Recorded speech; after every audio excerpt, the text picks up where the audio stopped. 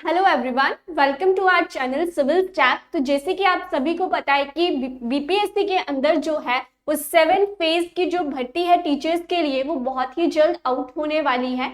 हालांकि अभी तक इसका पैटर्न जो है वो डिसाइडेड नहीं है, लेकिन बहुत सारे ऐसे स्टूडेंट्स हैं जिन्होंने इसकी तैयारी ऑलरेडी स्टार्ट कर दी है। सो हम उनके लिए जो है वो क्वेश्चंस की एक सीरीज लेके आए हैं। इसीलिए इस सेशन में जो है बीपीएससी के अंदर टीचर वैकेंसी के लिए जितने भी इंपॉर्टेंट क्वेश्चंस हैं फ्रॉम द केमिस्ट्री बैकग्राउंड, हम उन क्वेश्चंस को जो है यहाँ पे डिटेल में स्टडी करेंगे। So I hope that you will like this session and please आप, अगर आपको ये सेशन अच्छा लगता है तो प्लीज आप इसे लाइक एंड शेयर भी जरूर करें। तो चलो स्टार्ट करते हैं फर्स्ट क्वेश्चन से। और हमारे पास फर्स्ट क्वेश्चन है, Which of the following is the essential element for the batteries used in electric cars? Electric कारों में उपयोग की जाने वाली बैटरी के लिए निम्नलिखित में से कौन सा आवश्यक तत्व है? अब वो क्या पूछ रहे हैं यहाँ पे कि जितनी भी आपकी कार की बैटरीज होती हैं या फिर इन्वर्टर होता है, इन्वर्टर में आप जितनी भी बैटरीज देखते हैं उसमें कौन सा तत्व जो है वो मेन फॉर्म में पाया जाता है? आपके पास ऑप्शन है magnesium, lithium, sodium and bromine. अगर मैं एक नॉर्मल बात करूं तो वहां पे जो हमारे पास ये कार की बैटरीज होती हैं यहाँ पे कौन सा अम्ल पाया जाता है? Then it is H2SO4, sulphuric acid जो है वो वहां पे प्रेजेंट होता है। लेकिन यहाँ पे इन्होंने क्या पूछा हुआ है तत्व के बारे में। तत्व क्या होता है? जो सिंगल फॉर्म में एग्जिस्ट करता है। So that is why here the answer is option B कि कौन सा तत्व जो है वो कार की बैटरीज में प्रयोग में लाया जाता है, दैट इज लिथियम। सो हमारा सही ऑप्शन यहाँ पे क्या है? बी ऑप्शन जो है वो सही आंसर है। चलिए नेक्स्ट क्वेश्चन देखते हैं।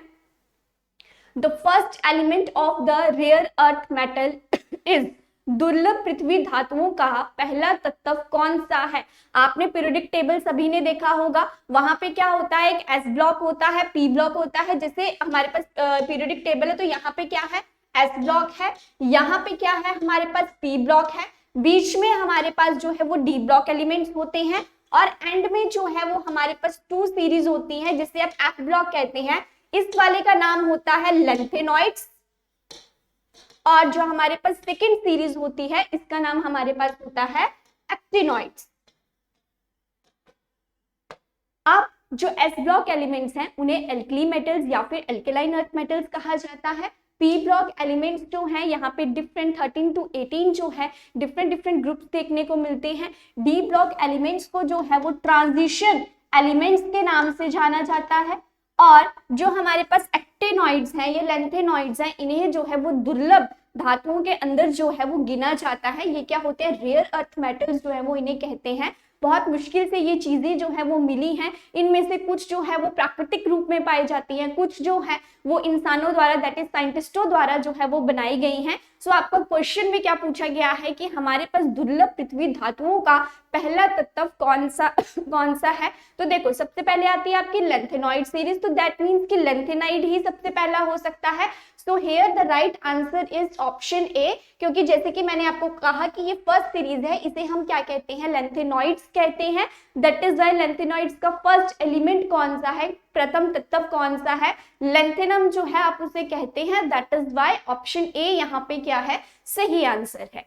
नेक्स्ट क्वेश्चन की अगर मैं बात करूं, यहाँ पे वो पूछता है the oxidation state of iron in pentacarbonyl ferrate is. अब आपके पास जो है एक यौगिक दिया गया है यहाँ पे और उसमें उन्होंने पूछा हुआ है कि इस गिवन कंपाउंड में आयरन का ऑक्सीकरण संख्या क्या है? ऑक्सीकरण का मतलब क्या है कि ऑक्सीडेशन स्टेट जो है वो आपकी कितनी है या ऑक्सीडेशन नंबर जो है वो कितना है। सो देखो आयरन जो है वो क्या है? यहाँ पे धातु है। कॉमन सेंस की बात है कि हमने उसी का ऑक्सीकरण निकालना है, तो जिसका निकालना है उसको हमने मान लिया x। अब जो हमारे पास ये कार्बोनिल होता है ये क्या होता है? न्यूट्रल लीगेंड की फॉर्म में ये प्रेजेंट होता है। न्यूट्रल लीगेंड का मतलब क्या है? जिसके ऊपर ना तो कोई चार्ज है ना तो कोई मास है, वो बिल्कुल एकदम से क्या है?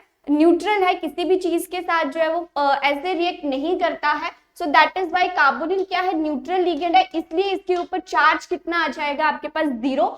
तो x plus 5 into 0 0 which is equals to 0। That means कि यहाँ पे आयरन की, लोहे की ऑक्सीकरण संख्या कितनी है? 0 है। सो आंसर यहाँ पे क्या होना चाहिए था 0, बट ऑप्शन में 0 कहीं भी नहीं है, इसलिए आंसर आ जाएगा कोई भी नहीं। So the right answer here is option D. Clear है ये बात? चलिए नेक्स्ट देखते हैं। Hardness of water is due to which of the following pair of ions. पानी की कठोरता निम्नलिखित आयनों की किस जोड़ी के कारण जो है वो देखने को मिलती है। आपको पता है एक होता है सॉफ्ट वाटर, ठीक है, जिसे आप नरम जल कहते हैं, एक आपके पास होता है कठोर जल। तो दोनों में क्या है, डिफरेंट है, दोनों में डिफरेंस पाया जाता है, दोनों में डिफरेंट डिफरेंट आयंस की प्रेजेंस जो है वो मैटर करती है। अब जो हमारे पास सॉफ्ट वाटर है वो तो ड्रिंकिंग पर्पसेस के लिए ओके है, लेकिन जो हमारे पास कठोर जल है उसको हम ड्रिंकिंग पर्पसेस के लिए, पीने के लिए यूज नहीं कर सकते हैं। इसलिए कभी कभी हार्ड वाटर को जो है वो नरम जल में भी कन्वर्ट करना पड़ता है, उसके लिए बहुत सारी प्रोसेसेस होती हैं। अगर मैं एक नॉर्मल प्रोसेस की बात करूं तो वहां पे बॉइलिंग जो है, पानी को उबालना जो है, उससे ज्यादा यूज किया जाता है। चलिए क्वेश्चन की तरफ देखते हैं कि पानी की कठोरता जो है वो इनमें से किन दो आयंस की वजह से जो है वो देखने को मिलती है। ऑप्शन है कैल्शियम और पोटाशियम, मैग्नीशियम और पोटाशियम, बेरियम और जिंक, या फिर कैल्शियम और magnesium. So here the right answer is option C कि कैल्शियम और मैग्नीशियम के आयंस की वजह से जो आपका जल होता है वो क्या होता है, कठोर जल में कन्वर्ट हो जाता है। कभी आपने अगर अपनी छोटी क्लासेस में ऑर्गेनिक केमिस्ट्री में प्रैक्टिकल्स किए होंगे तो वहां पे हम कभी भी टैप वाटर यूज नहीं करते थे, क्योंकि वहां पे बहुत सारे आयंस ऑलरेडी प्रेजेंट है। तो जब आप उनकी सिंथेसिस करोगे तो वो आयंस जो है ऑलरेडी वहां पे आ जाएंगे, इसलिए हमेशा जो है वो वहां पे डिस्टिल्ड वाटर का यूज जो है वो देखने को मिलता था। So remember this question, important है क्वेश्चन कि जो कठोर जल है वो किन तत्वों की वजह से होता है, that is calcium and magnesium की वजह से जो है वो देखने को मिलता है। क्लियर? चलिए नेक्स्ट क्वेश्चन देखते हैं। Which is maximum reactive towards the water? इसमें से पानी के प्रति सबसे अधिक क्रियाशील जो है वो कौन है? जो पानी के साथ जैसे ही उसके कांटेक्ट में आता है, पानी के नेचर में आता है, वहां पे क्या होता है, चीजें ब्लास्ट होना शुरू हो जाती हैं, एक्सप्लोजन होना जो है वो वहां पे स्टार्ट हो जाता है। सो देखो, अगर मैं इन गिवन ऑप्शंस की बात करूं तो ये सारे के सारे किस ब्लॉक से हैं? एस ब्लॉक एलिमेंट से हैं। क्लियर? और कौन से ग्रुप से हैं? ग्रुप 1 से हैं। नाम क्या है इनका? एल्कली अर्थ एल्कली मेटल्स जो है वो इन्हें कहा जाता है। इनकी इलेक्ट्रॉनिक कन्फिग्रेशन कितनी होती है? NS1 होती है। इनकी अगर प्रॉपर्टीज की बात करूं तो ये क्या होते हैं, बहुत ज्यादा सॉफ्ट होते हैं, आप इन्हें चाकू से भी जो है वो आराम से काट सकते हो। क्लियर? अच्छे इलेक्ट्रोपॉजिटिव एलिमेंट्स हैं। इलेक्ट्रोपॉजिटिव क्यों है? क्योंकि इनके ऊपर, सभी के ऊपर क्या है, पॉजिटिव चार्ज जो है वो आपको देखने को मिलता है। और ये सारे के सारे क्या हैं, यहाँ पे मेटल्स जो हैं वो होंगे। और ये बात हमेशा याद रखना कि जब भी कोई धातु ऑक्सीजन के साथ या मॉइस्चर के साथ मिलके कोई भी ऑक्साइड या हाइड्रोक्साइड की फॉर्मेशन करता है, जब भी कोई मेटल, तो वो मेटल जब कभी भी ऑक्सीजन के साथ मिलेगा तो वो, एक सेकेंड मैं दोबारा लिखती हूँ। हाँ, मैं कह रही थी कि अगर कोई भी धातु जो है वो ऑक्सीजन के साथ मिलके बॉन्ड बनाएगा तो वहां पे क्या होगा, ऑक्साइड की फॉर्मेशन होगी या फिर हाइड्रो ऑक्साइड्स की फॉर्मेशन होगी। और वो हमेशा ही उनका नेचर कैसा होता है, बेसिक इन नेचर जो है वो चीजें देखने को मिलती हैं। फॉर एग्जाम्पल जैसे लिथियम क्या है आपकी, लिथियम एक धातु है, तो जैसे ही वो ऑक्सीजन के साथ रिएक्ट हुई या फिर वाटर के साथ, तो उसने क्या बना दिया, लिथियम हाइड्रोक्साइड की फॉर्मेशन की। लिथियम हाइड्रोक्साइड का मतलब क्या है कि इसके पास OH नेगेटिव आयन प्रेजेंट है, इसीलिए इसे हम क्या कहेंगे, क्षार कहेंगे, दैट इज व्हाट, इसे हम बेस कहेंगे। फॉर एग्जाम्पल अगर स्ट्रॉन्ग बेस की बात करूं तो जब सोडियम हाइड्रोक्साइड के साथ बॉन्ड बनाता है तो सोडियम हाइड्रोक्साइड बनता है, this is the strongest base, that is the 14 pH जो है वो इसकी प्रेजेंट होती है। Now come back to the question कि which is the maximum reactive towards water, कि जल के प्रति अधिकतम प्रतिक्रियाशील कौन सा है। सो इसमें से आंसर आएगा आपका option C, that is sodium. क्योंकि आपने छोटी क्लासेस में भी पढ़ा होगा कि सोडियम क्या है, पानी के साथ बहुत जल्दी रिएक्शन दे देता है, क्योंकि ये बहुत ही ज्यादा क्रियाशील है।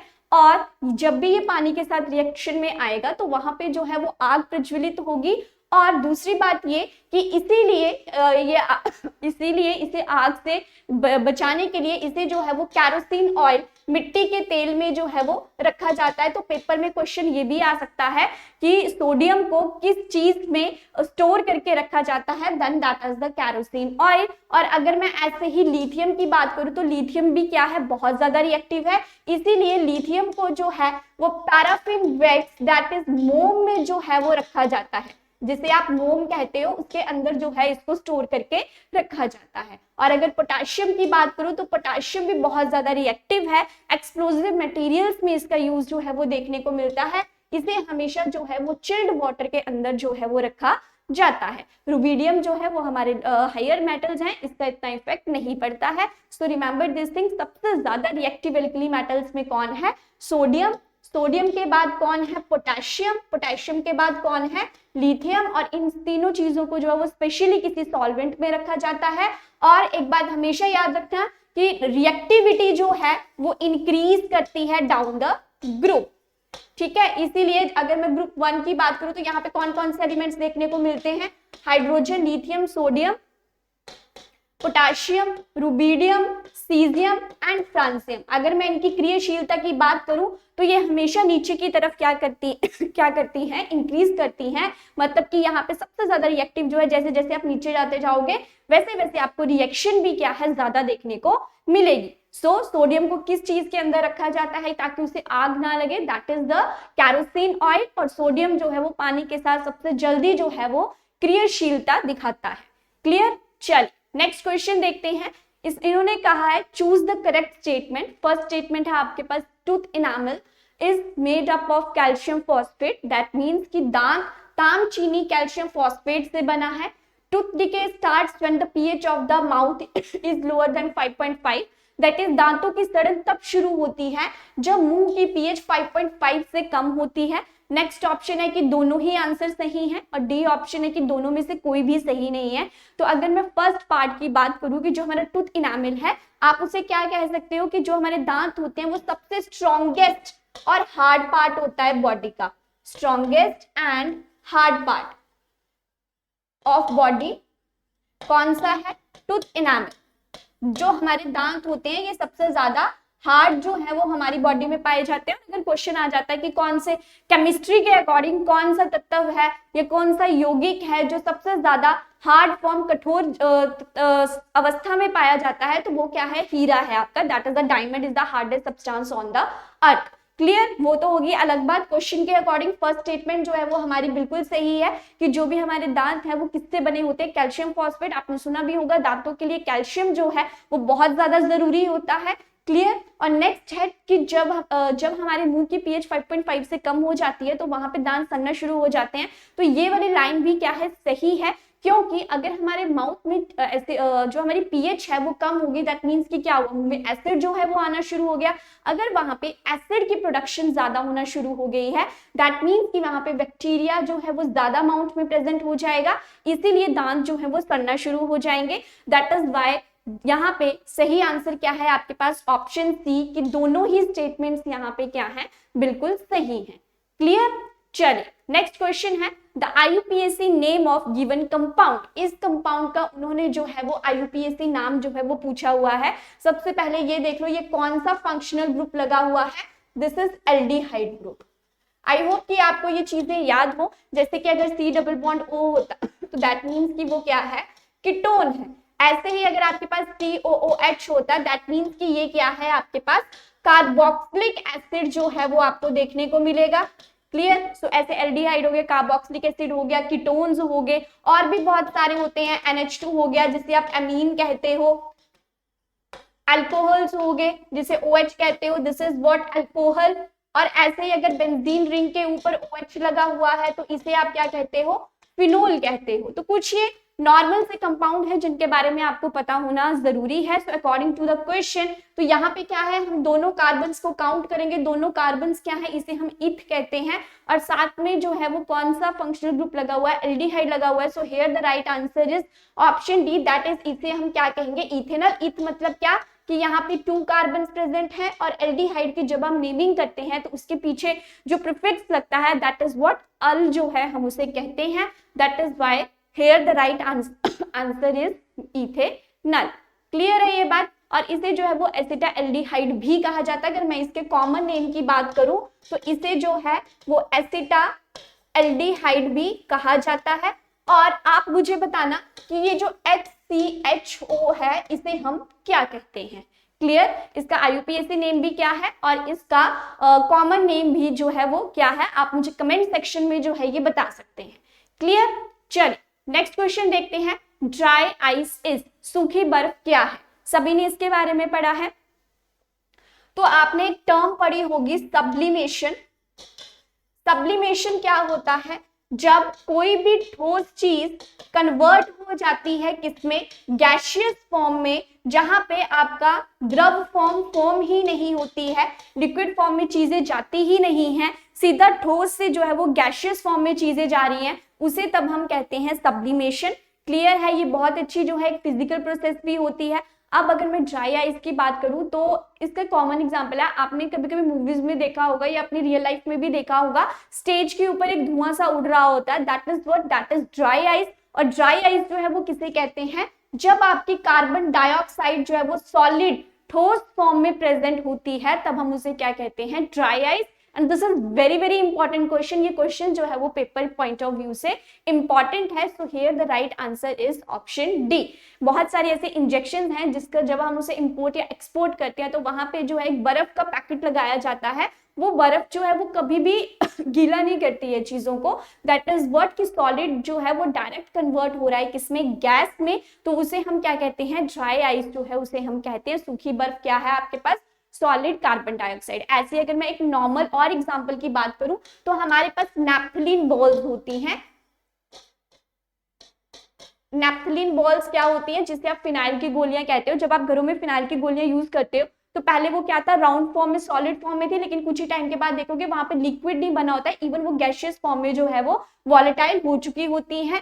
और इसी का अगर मैं एक और एग्जांपल की बात करूं तो हमारे पास नेक्स्ट एग्जांपल आता है आयोडीन। अगर आप आयोडीन को खुला छोड़ दोगे तो उसमें क्या होगा, पर्पल कलर के स्पॉट्स जो है वो हर जगह आना शुरू हो जाएंगे। नेक्स्ट एग्जांपल है जो सबसे बेस्ट एग्जांपल है, दैट इज अमोनियम क्लोराइड। तो कभी कभी क्वेश्चन जो है वो यहाँ से भी देखने को मिल जाता है कि अमोनियम क्लोराइड आपका क्या है सबसे बेस्ट सब्लाइम मटेरियल जो है वो देखने को मिलता है। So here according to the question the right answer is option D. Next है आपके पास, which of the following is not an ore of magnesium. निम्नलिखित में से कौन सा मैग्नीशियम का अयस्क नहीं है। अयस्क का मतलब क्या होता है, जहां से आप किसी भी धातु को प्योरीफाई करते हो, उसे वहां से उसकी खान से निकाला जाता है, उसे हम क्या कहते हैं कि वो उसका क्या है, अयस्क है। तो यहाँ पे उन्होंने पूछा हुआ है कि मैग्नीशियम का इसमें से कौन सा अयस्क नहीं है। सी वाटर की बात करूं तो सी वाटर क्या है, NaCl होता है। ठीक है। कैर्नालाइट में मैग्नीशियम प्रेजेंट होता है। डोलोमाइट जो है वो मैग्नीशियम की सबसे बेस्ट से बेस्ट ओर है। मैग्नेसाइट में भी जो है मैग्नीशियम कार्बोनेट जो है वो प्रेजेंट होता है। So here the right answer is option D, क्योंकि सी वाटर क्या, समुद्र वाले पानी को आप क्या कहते हो, सोडियम क्लोराइड कहते हो। तो यहाँ पे मैग्नीशियम प्रेजेंट नहीं है, जिसका मतलब ये है कि ये इसका अयस्क बिल्कुल भी नहीं है। और यहाँ से डोलोमाइट से जो है वो क्वेश्चन आता है कि बेस्ट अयस्क कौन सी है मैग्नीशियम की, दैट इज व्हाट, डोलोमाइट जो है वो वहां पे देखने को मिलती है। क्लियर। चलिए नेक्स्ट क्वेश्चन है, विच of the following phosphorus is the most stable. निम्नलिखित में से कौन सा फॉस्फोरस जो है वो सबसे ज्यादा स्थिर है। अब हमारे पीरियोडिक टेबल में बहुत सारे ऐसे एलिमेंट्स हैं जिनके जो है वो अवरूप पाए जाते हैं। जैसे अगर मैं कार्बन की बात करूं तो वहां पे उस कार्बन के जो है वो 3 अवरूप देखने को मिलते हैं। दैट मीन्स कि उनमें प्रेजेंट तो कार्बन ही होगा, लेकिन उनकी जब प्रॉपर्टीज की बात करी जाएगी तो वहां पे वो चीजें क्या हो जाएंगी, डिफरेंट आपको देखने को मिलेगी। जैसे अगर मैं कार्बन के अवरूप एलोट्रॉप्स जिसे आप कहते हैं उसकी बात करूं तो यहाँ पे 3 जो है वो देखने को मिलते हैं, दैट इज ग्रेफाइट, नेक्स्ट है आपके पास डायमंड, एंड नेक्स्ट है उसके बाद आपके पास फ्लोरीन। तो ये चीजें जो है वो आपको देखने को मिलेंगी। बट इसके अलावा बहुत सारे ऐसे एलिमेंट्स हैं जिनके जो है वो कुछ ना कुछ एलोट्रॉप्स जो हैं वो देखने को मिलते हैं। ऐसे ही हमारे पास फॉस्फोरस है। फॉस्फोरस में जो है वो 3 देखने को मिलते हैं, रेड, व्हाइट एंड ब्लैक। अगर मैं रेड फॉस्फोरस की बात करूं तो यहाँ पे इसका यूज कहाँ पे किया जाता है, मैचस्टिक। जैसे मैचस्टिक का मतलब क्या है कि माचिस की जो तीली होती है या माचिस का जो बॉक्स होता है, जब वहां पे फ्रिक्शन करवाई जाती है तो वहां पे रेड फॉस्फोरस और व्हाइट फॉस्फोरस में जो है वो कन्वर्जन देखने को मिलता है। So you can say that कि रेड और व्हाइट फॉस्फोरस क्या है, बहुत ही ज्यादा रिएक्टिव है, क्रियाशील है, आग को पकड़ने में सहायक होते हैं। तो यहाँ पे चीजें वही स्टेबल होती हैं जो किसी के साथ रिएक्शन नहीं करती हैं, क्योंकि जो इंसान भी स्थिर होगा वो किसी के साथ जो है वो मोह माया से दूर होगा, उसे किसी चीज से फर्क नहीं पड़ता है। तो जितनी चीजें ज्यादा स्थिर होंगी मतलब कि उसमें एनर्जी क्या है, एनर्जी हो सकता है कि उसमें कम हो, लेकिन वहां पे स्थिरता क्या है, सबसे ज्यादा देखने को मिलती है। So here the right answer is option C, कि जो ब्लैक फॉस्फोरस है वो नॉर्मली किसी के साथ रिएक्ट नहीं करता है, इसलिए this is what thermodynamically most stable जो है वो ब्लैक फॉस्फोरस को गिना जाता है। क्लियर, रेड और व्हाइट जो है वो रिएक्टिव है और उनका यूज कहाँ पे देखने को मिलता है, माचिस की जो तीली होती है या कोई उसका जो बॉक्स है वहां पे आपको रेड और व्हाइट फॉस्फोरस जो है वो देखने को मिलेगा। So according to the question the right answer is option C. Next है आपके पास, apiculture is associated with, apiculture का संबंध किससे है, मधुमक्खी से, मत्स्य से, रेशम कीड़े से या फिर लाख जीवाणु से। तो बताओ ये आंसर क्या हो सकता है कि जो एपीकल्चर है वो किस चीज के साथ डील करता है। सो देखो फिश के साथ जो है वो फिशरीज आएंगी, वहां पे मछली से रिलेटेड तो ये है नहीं। सिल्क वॉर्म वाली स्टडी को हम क्या कहते हैं, सेरीकल्चर कहते हैं, इसे हम पिसिकल्चर कहते हैं। तो यहाँ पे बचा क्या, दो ऑप्शंस बचे, उसमें से ऑप्शन ए जो है वो राइट आंसर है कि जो एपीकल्चर है उसे हम क्या कहते हैं, जब भी हम मधुमक्खियों के बारे में स्टडी करते हैं, उनके रखरखाव के बारे में पढ़ रहे हैं या उनके आगे जनरेशन के बारे में सोच रहे हैं, उस स्टडी को आप क्या कहते हो, एपीकल्चर कहते हो। तो यहाँ पे एपीकल्चर का संबंध किससे है, मधुमक्खियों से है। ऐसे ही अगर आप मछलियों के बारे में स्टडी करते हो तो उसे हम क्या कहते हैं, पिसिकल्चर कहते हैं। उनकी रियरिंग शेयरिंग, कैसे उन्हें रखा जाता है, कैसे उनकी ज्यादा प्रोडक्शन की जाती है, वो पिसिकल्चर के अंदर आती है। और सिल्क वॉर्म का मतलब क्या है कि वहां पे सिल्क वॉर्म को, जो रेशम के कीड़े होते हैं, उनसे जो है वो सिल्क प्रोड्यूस करवाई जाती है, शहतूत के पत्तों के ऊपर उन्हें रखा जाता है, कोकून से लार्वा, ये सारी प्रोसेस के बाद जो है वो हमारे पास सिल्क की फॉर्मेशन देखने को मिलती है। और उस स्टडी को हम क्या कहते हैं, सेरीकल्चर कहते हैं। लैक इंसेक्ट्स जो है वो डिफरेंट थिंग है। So according to the question the right answer is option A. Clear, next question है आपके पास, सेलुलोज इज अ, आपके पास ऑप्शन दिए गए हैं, उसमें आपसे पूछा गया है कि जो आपके पास सेलुलोज है वो क्या होता है, क्या वो कोई प्रोटीन है, क्या कोई फैट है, फैट का मतलब क्या है, वसा है, हार्मोन है, या इनमें से कुछ भी नहीं है। तो देखो हार्मोन्स जो हैं वो बॉडी में पाए जाते हैं, ठीक है, जो हमारे मूड से रिलेटेड होता है या किसी भी चीज से रिलेटेड हो सकता है। फैट्स बॉडी में जब बहुत ज्यादा चर्बी आ जाती है तो हम उसे कहते हैं कि फैट्स ज्यादा हो गया। अदरवाइज फैट्स इन बॉडी के लिए इंपॉर्टेंट भी है, इन्हें जो है वो लिपिड्स भी कहा जाता है। तो अगर मैं सेलुलोज की बात करूं तो सेलुलोज आपके पास इनमें से कुछ भी नहीं है, क्योंकि सेलुलोज एक प्रोटीन तो बिल्कुल भी नहीं हो सकता। क्लियर है, तो cellulose is what, it is a different identity. So here the right answer is none of these.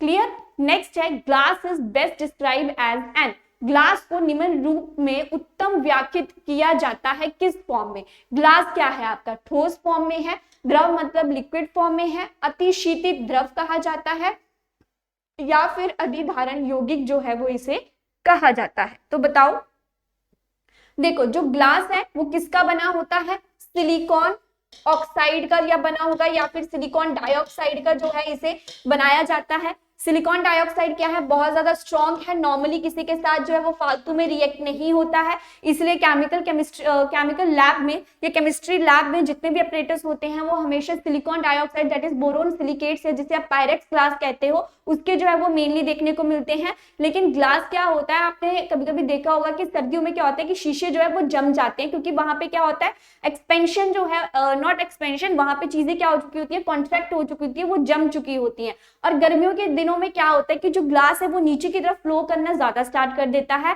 That is why glass आपके पास क्या है, सुपर कूल लिक्विड जो है वो इसे कहा जाता है। और ग्लास आपका क्या है, अमोर्फस सॉलिड की कैटेगरी में ये प्रेजेंट होता है। अमोर्फस सॉलिड्स क्या होते हैं, जिनका इर्रेगुलर शेप जो है वो देखने को मिलती है, चीजों में जो है वो इर्रेगुलरिटी होती है, कोई भी चीज यहाँ पे परफेक्ट जो है वो देखने को नहीं मिलती है। तो कभी कभी ये भी क्वेश्चन पूछ लेते हैं कि जो ग्लास है वो आपका अमोर्फस है या फिर आपका क्रिस्टलाइन सॉलिड के अंदर वो आता है। सो रिमेंबर दिस थिंग कि ग्लास आपका क्या है, अमॉर्फस सॉलिड है और इसे किस और नाम से जाना जाता है, सुपर कूल्ड लिक्विड इसे कहा जाता है या फिर इसे सूडो सॉलिड्स भी कहा जाता है। क्या कहा जाता है, सूडो सॉलिड्स भी इसे कहा जाता है। So here the right answer is option C. Next है आपके पास the most abundant metal in earth crust is, भूपर्पटी पर सर्वाधिक बहुलता से पाई जाने वाली धातु कौन सी है। तो वो पूछ रहा है कि हमारी पृथ्वी के ऊपर सबसे ज्यादा धातु जो है वो कौन सी पाई जाती है, गोल्ड, सिल्वर, कॉपर या फिर aluminium. So here the right answer is option D कि सबसे बहुत ज्यादा मात्रा में पाई जाने वाली धातु हमारी धरती के ऊपर कौन सी है, एल्यूमिनियम है। क्लियर। और यहाँ पे इतना याद रखना है कि हमारे पास इन ऑप्शंस की अगर मैं बात करूं तो इनमें से बेस्ट कंडक्टर कौन से हैं। कंडक्टर्स का मतलब क्या होता है, जिसे आप सुचालक कहते हो। सुचालक का मतलब क्या होता है, जिनमें से इलेक्ट्रिसिटी करंट जो है वो बहुत आसानी से पास हो जाता है, हीट बहुत आसानी से पास हो जाती है, उसे हम कहते हो बेस्ट कंडक्टर। आपके पास बेस्ट कंडक्टर कौन होता है, सबसे पहले सिल्वर, सिल्वर के बाद आता है आपका कॉपर, कॉपर के बाद आता है आपका एल्यूमिनियम। देन जो है वो डिफरेंट चीजें देखने को मिलती हैं। नाउ रिमेंबर दिस थिंग कि सिल्वर जो है वो बेस्ट कंडक्टर है, लेकिन फिर भी ज्यादा यूज जो है वो कॉपर का किया जाता है। क्यों? क्योंकि सिल्वर जो है वो थोड़ी एक्सपेंसिव है ज्यादा, दैट इज वाई कॉपर की वायर्स जो है वो ज्यादा देखने को मिलती हैं। और गोल्ड हमारे पास क्या है, इसे नोबल मेटल, उत्तम धातु के श्रेणी में जो है वो रखा जाता है। ऐसा क्यों है? क्योंकि गोल्ड जो है वो नॉर्मली किसी के साथ रिएक्ट नहीं करता है। सारे लोग जो है वो सोने के गहने पहनते हैं तो वो किसी चीज के साथ रिएक्ट तो नहीं होता, एसिड के साथ कोई रिएक्शन नहीं देता, पानी के साथ, मॉइस्चर के साथ कोई रिएक्शन नहीं देता है। दैट इज व्हाई गोल्ड क्या है, नोबल मेटल है। ऐसे ही जो प्लैटिनम है, प्लैटिनम को जो है वो लोग व्हाइट गोल्ड जो है, सफेद सोना भी कहते हैं, because this is more expensive than the normal gold. Clear है। और जितने भी आपके पास धातु होते हैं वो क्या होते हैं, सारे के सारे मैलेबल होते हैं और क्या होते हैं, डक्टाइल होते हैं, क्योंकि हम इनकी वायर्स बना सकते हैं, इनकी शीट्स बना सकते हैं। नेक्स्ट ये सोनोरस होते हैं। सोनोरस का मतलब क्या है कि ये बहुत अच्छी आवाज को जो है वो प्रोड्यूस करते हैं जब आपस में टकराते हैं। So here the right answer is option D. Clear. Next question है the law of octaves was given by, अष्टकों का नियम किसके द्वारा दिया गया था। तो यहाँ पे अगर मैं लवाइजर की बात करूं तो लवाइजर को क्या कहा जाता है, फादर ऑफ केमिस्ट्री जो है वो इन्हें कहा जाता है, क्योंकि इन्होंने केमिस्ट्री में बहुत अच्छी इन्वेंशन करी थी, इसलिए इनको जो है वो फादर ऑफ केमिस्ट्री कहा जाता है। डोबनियर ने जो है वो लॉ ऑफ ट्रेड्स दिए थे, जिसमें उन्होंने तीन तीन एलिमेंट्स के ग्रुप बनाए थे और कहा था कि फर्स्ट एलिमेंट और सेकंड एलिमेंट का जब आप एवरेज मास निकालोगे तो वो जो मास की वैल्यू आएगी वो सेकंड वाले के इक्वल आएगी। ठीक है। और अगर न्यूलैंड्स की बात करूं तो इन्होंने म्यूजिकल नोट्स की तरह जो है वो एलिमेंट्स को अरेंज किया था। सो इनको जो है वो हम कहते हैं कि इन्होंने अष्टकों का नियम जो है वो दिया था। So here the right answer is option C कि न्यूलैंड ने कौन सा लॉ दिया था, जिससे आप लॉ ऑफ ऑक्टेव्स कहते हो। ये कभी कभी क्वेश्चन आ जाता है कि म्यूजिकल नोट्स की फॉर्म में किसने जो है वो पीरियोडिक टेबल दिया था, that is who, that is Newlands जो है उसे कहा जाता है। क्लियर। न्यूलैंड ने जो है वो लॉ ऑफ ऑक्टेव जो है वो प्रोवाइड करवाया था। चलिए नेक्स्ट क्वेश्चन है आपके पास, at absolute zero temperature the total kinetic energy of the molecule is, पूर्ण शून्य तापमान पर, पूर्ण शून्य तापमान का मतलब क्या है कि टेम्परेचर जीरो है, वहां पे अणुओं की कुल गतिज ऊर्जा क्या है। देखो गतिज ऊर्जा की मैं बात करूं तो जब भी चीजें क्या है, गति में है, मोशन में है, वो इधर उधर घूम रही है, तो वहां पे क्या होगा, गतिज ऊर्जा देखने को मिलेगी। और अगर आपकी चीजें जो है वो स्टेशनरी है, मतलब कि स्टेट क्या है उनकी, रुकी हुई है, स्टैटिक स्टेट है, स्थिर है मतलब वो, तो वहां पे क्या होती है, आपकी पोटेंशियल एनर्जी जो है वो देखने को मिलती है। क्लियर। अब वो पूछ रहा है कि अगर टेम्परेचर ही जीरो हो गया, देखो अगर आप किसी भी चीज का टेम्परेचर बढ़ाओगे, मतलब कि अगर आप एक बीकर लो, उसमें पानी डालो और अगर आप वहां पे टेम्परेचर, गैस का वॉल्यूम जो है वो ज्यादा कर देते हो, ज्यादा गैस चला देते हो, तो वहां पे क्या होता है, पानी जल्दी जल्दी बॉयल होना शुरू हो जाता है। क्यों? क्योंकि पानी के मॉलिक्यूल्स ज्यादा मोशन में आ जाते हैं, वाइब्रेशन होती है और पानी जो है वो गर्म होना स्टार्ट कर देता है। बट अब वो कहता है कि जब आपका टेम्परेचर ही जीरो है तो उसकी गतिज ऊर्जा के ऊपर उसका क्या प्रभाव पड़ेगा, तो वहां पे उसकी गतिज ऊर्जा क्या हो जाएगी, जीरो, क्योंकि अगर आपने हीट देना ही बंद कर दिया, वहां पे कोई टेम्परेचर है ही नहीं है, तो चीजों में गतिज ऊर्जा भी कैसे ही आएगी। दैट इज वाई वो कहता है कि जब भी टेम्परेचर क्या है, 0 केल्विन है, तो वहां पे total kinetic energy that is the गतिज ऊर्जा क्या है, वहां पे शून्य जो है वो देखने को मिलेगी। क्लियर। नेक्स्ट क्वेश्चन है the most electropositive metal is, सबसे इलेक्ट्रोपॉजिटिव धातु कौन सी है। तो अभी मैंने थोड़े टाइम पहले इसी सेशन में क्वेश्चन करवाया था जिसमें मैंने बोला था कि ग्रुप 1 के एलिमेंट्स क्या होते हैं, बहुत अच्छे इलेक्ट्रोपॉजिटिव होते हैं। क्यों? क्योंकि उन सभी के ऊपर पॉजिटिव चार्ज देखने को मिलता है। जैसे मैं सोडियम की बात करूं तो इसकी इलेक्ट्रॉनिक कन्फिगरेशन होती है 281। अगर ये अपना एक आयन जो है वो लूज कर दे, इसे जो है वो यहाँ से रिमूव कर दे, तो ये जो है वो नोबल गैस की कन्फिग्रेशन को अटेन कर लेता है। दैट मीन्स कि जब इसने एक आयन को लूज कर दिया तो इसके ऊपर कौन सा चार्ज देखने को मिला, पॉजिटिव चार्ज देखने को मिला। और ये ग्रुप 1 के एलिमेंट्स में जो है वो हमें सबके बीच में देखने को मिलता है। सो इलेक्ट्रोपॉजिटिव कैरेक्टर जो है वो यहाँ पे इंक्रीज होता है डाउन द ग्रुप। सो सबसे अच्छे अगर मैं इलेक्ट्रोपॉजिटिव एलिमेंट की बात करूं तो वो कौन सा है, सीजियम जो है वो सबसे अच्छा इलेक्ट्रोपॉजिटिव एलिमेंट है। और सीजियम जो है वो बहुत अच्छा फोटो इलेक्ट्रिक इफेक्ट भी शो करता है। ये हमारे पीरियोडिक टेबल में एक ऐसा मात्र तत्व है जो सबसे अच्छा फोटो इलेक्ट्रिक इफेक्ट को शो करता है। क्लियर? चलिए नेक्स्ट देखते हैं, कैलोमल इज, कैलोमल जो है वो किसकी ओर है, मरकरी की है, इतना मैं बता देती हूँ। लेड की तो नहीं है, तो बी ऑप्शन तो पहले ही कैंसिल हो जाएगा। आपने कैलोमल इलेक्ट्रोड्स जो है वो देखे होंगे, जब हम इलेक्ट्रोकेमिस्ट्री के प्रैक्टिकल्स करते थे तो वहां पे इलेक्ट्रोड्स का यूज जो है वो देखने को मिलता था। तो वो जो इलेक्ट्रोड्स थे वो मरकरी के बने होते थे, तो उन्हें हम कैलोमल कहते हैं। और कैलोमल का राइट फॉर्मूला क्या होता है, Hg2Cl2 जो है वहां पे उसका फॉर्मूला देखने को मिलता है। सो कैलोमल आपका क्या है, मरकरी से रिलेटेड है, मरकरी से बना होता है, फॉर्मूला क्या है Hg2Cl2। और अगर मैं कैलोमल के एक और सॉरी नॉट कैलोमल, मरकरी के अगर मैं अयस्क की बात करूं तो वो कौन कौन से होते हैं, एक तो आपका कैलोमल ही होता है और दूसरा आपका क्या होता है, सिनेबार। और ये ना पेपर में क्वेश्चन बहुत बार पूछे जाते हैं। ऐसे ही अगर मैं लेड के अयस्क की बात करूं तो वो कौन सा होता है, गैलीना जो है वो देखने को मिलता है, having the formula lead sulphide that is PbS। Iron की अगर मैं बात करूं तो वहां पे मेन जो देखने को मिलती है that is haematite and magnetite. Clear? और ऐसे ही अगर मैं यूरेनियम की बात करूं तो यूरेनियम की आपके पास कौन सी होती है, पिच ब्लेंडे जो है वो उसकी और देखने को मिलती है। और ऐसे ही अगर मैं थोरियम की बात करूं तो उसकी कौन सी होती है, मोनाजाइट जो है वो आपके पास देखने को मिलती है। क्लियर?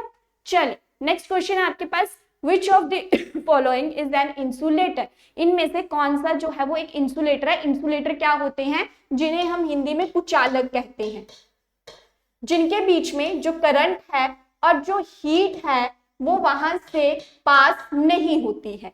क्लियर? और अब आपके पास ऑप्शंस क्या है, ग्रेफाइट है, डायमंड है, एल्यूमिनियम है या फिर सिलिकॉन है। तो देखो सिलिकॉन क्या है, ये बहुत अच्छा सेमीकंडक्टर है हमारे पास, ठीक, सेमीकंडक्टर है। दैट इज वाई सिलिकॉन की जो है वो बैटरीज भी बनाई जाती है, जो हमारी फोन की बैटरीज होती है उसमें क्या प्रेजेंट होता है, सिलिकॉन जो है वो वहां पे प्रेजेंट होता है। एल्यूमिनियम जो है वो भी बहुत अच्छा क्या है, कंडक्टर है। अभी थोड़ी देर पहले बताया था कि वो उसमें से इलेक्ट्रिसिटी और हीट जो है वो बहुत आसानी से पास हो जाती है, नॉट इलेक्ट्रिसिटी, हीट वहां से बहुत अच्छे तरीके से पास हो जाती है, तो वो एक गुड कंडक्टर है। और अगर मैं ग्रेफाइट और डायमंड की बात करूं तो दोनों ही क्या है, यहाँ पे कार्बन के एलोट्रोप्स जो है वहां पे प्रेजेंट है, ये कार्बन के अवरूप हैं। अब देखो दोनों में ही कार्बन पाया जाता है लेकिन दोनों की प्रॉपर्टीज क्या है, डिफरेंट डिफरेंट है। तो यहाँ पे डायमंड हीरा जो है वो क्या है, इंसुलेटर है, और ग्रेफाइट आपके पास क्या है, कंडक्टर है। क्योंकि यहाँ पे देखो कोई भी चीज अगर इलेक्ट्रिसिटी को कंडक्ट कर रही है ना, अगर वो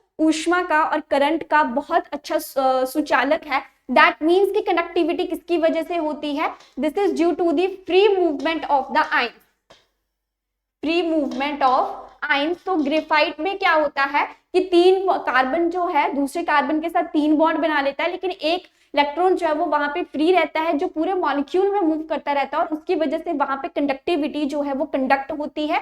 डायमंड में कार्बन जो है दूसरे कार्बन के साथ टेट्राहेड्रली बॉन्ड बना के पूरे कार्बन जो है वो प्रॉपरली बॉन्डिंग में आ जाते हैं, वहां पे कोई भी एक्स्ट्रा इलेक्ट्रॉन पेयर प्रेजेंट नहीं होता है। इसके लिए इसी वजह से डायमंड क्या है, वो एक कुचालक है। और डायमंड क्या है, सबसे हार्डेस्ट सब्सटेंस है, हमारी अर्थ पे पाया जाता है। डायमंड जो है, हीरा क्या है, सबसे ज्यादा शाइन करता है, चमकता है। क्यों? Due to the highest refractive index. किस वजह से? क्योंकि इसका रिफ्रैक्टिव इंडेक्स जो है वो सबसे ज्यादा देखने को मिलता है। और जो आपका डायमंड सबसे ज्यादा चमकता है उसके पीछे कौन सा फिनोमिना है according to the physics, that is the total internal reflection जो है वो वहां पे देखने को मिलती है। और अगर मैं यहाँ से एक और क्वेश्चन की बात करूं तो अगर मैं ग्रेफाइट, क्या है आपके पास, ग्रेफाइट एक नॉन मेटल है, ठीक है, और जितने भी हमारे पास नॉन मेटल होते हैं वो सारे के सारे क्या होते हैं, इंसुलेटर्स होते हैं, ठीक है। बट ग्रेफाइट सिर्फ एक ऐसा नॉन मेटल है जो क्या है, कंडक्टर, दैट मीन्स कि वो क्या है, सुचालक की कैटेगरी में कैटेगराइज किया जाता है। तो कभी कभी ये भी क्वेश्चन आता है कि ऐसी कौन सी अधातु है जो क्या है, ऊष्मा का बहुत अच्छा सुचालक है, that is what, graphite. Clear. Next question है आपके पास, the gas which is used for welding purposes is, welding प्रयोजनों के लिए उपयोग की जाने वाली गैस कौन सी है। वेल्डिंग करते हुए सभी ने लोगों को देखा होगा, तो उसमें जो गैस यूज की जाती है वो कौन सी है। तो अगर मैं नोबल गैस की बात करूं तो उसमें जो है वो आर्गन का यूज किया जाता है। अब क्वेश्चन जो है वो according to the organic chemistry पूछा गया है, तो बताओ कि किस गैस का यूज जो है वो वहां पे देखने को मिलेगा। CH4 क्या है, यहाँ पे मिथेन, इथेन, देन आपका आ गया इथीन, देन आपका आ गया इथाइलिन। तो यहाँ पे इसका आंसर क्या हो जाएगा, दैट इज एसिटाइलिन का यूज जो है वो वहां पे देखने को मिलता है, that is C2H2। Here is the structure, triple bond है, दैट इज वाई यहाँ पे क्या आएगा, आइन आएगा, 2 कार्बन हैं, इसलिए हम इसे क्या कहेंगे, इथाइन जो है वो हम इसे कहेंगे। तो इस गैस का यूज जो है वो कहाँ पे किया जाता है, वेल्डिंग पर्पसेस के लिए इसका यूज किया जाता है। ऐसे ही अगर मैं मीथेन की बात करूं तो मीथेन का स्ट्रक्चर कैसा होता है, टेट्राहेड्रल स्ट्रक्चर जो है वो इसका देखने को मिलता है। CH4 जो मीथेन है इसे जो है वो नेचुरल गैस, प्राकृतिक गैस भी कहा जाता है, और इसके अगर मैं दूसरे नाम की बात करूं तो इसे जो है वो मार्श गैस भी कहा जाता है।